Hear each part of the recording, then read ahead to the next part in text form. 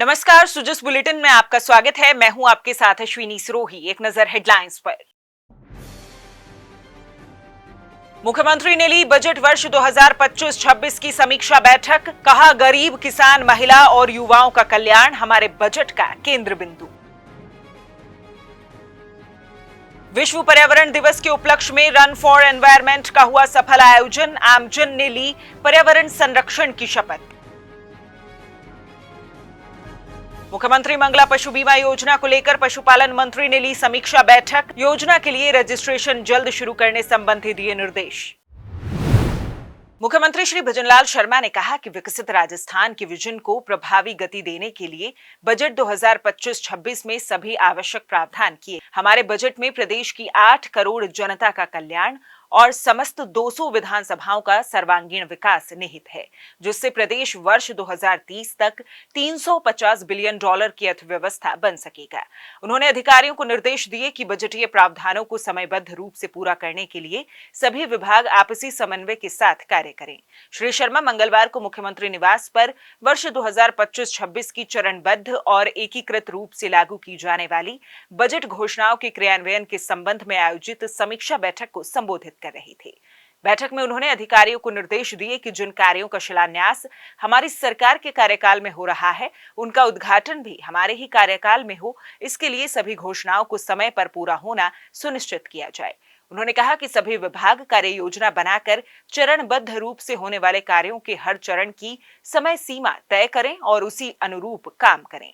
किसी भी स्तर पर लापरवाही बरतने वाले कार्मिकों पर सख्त कार्रवाई की जाए।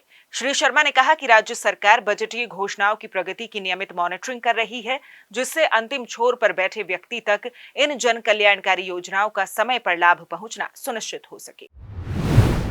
5 जून को विश्व पर्यावरण दिवस के उपलक्ष्य में आज रन फॉर एनवायरमेंट का सफल आयोजन किया गया। रिमझिम फुहार के बीच आमजन ने बड़ी संख्या में रैली में भाग लिया। रैली अल्बर्ट हॉल से शुरू होकर गांधी सर्किल से होते हुए पुनः अल्बर्ट हॉल पर समाप्त हुई। राज्य सरकार के वन, पर्यावरण एवं जलवायु परिवर्तन राज्य मंत्री श्री संजय शर्मा ने रैली को हरी झंडी दिखाकर रवाना किया। श्री शर्मा ने सभी को पर्यावरण संरक्षण की शपथ भी दिलाई। उन्होंने पौधारोपण कर अधिक से अधिक पौधे लगाने का आह्वान भी किया। कार्यक्रम में जयपुर रनर्स क्लब, स्काउट एवं गाइड, एनसीसी, पुलिस, होमगार्ड, पर्यावरण विभाग, वन विभाग के अधिकारियों और कर्मचारियों के साथ विभिन्न हितधारकों के लगभग 1200 लोगों ने भाग लिया।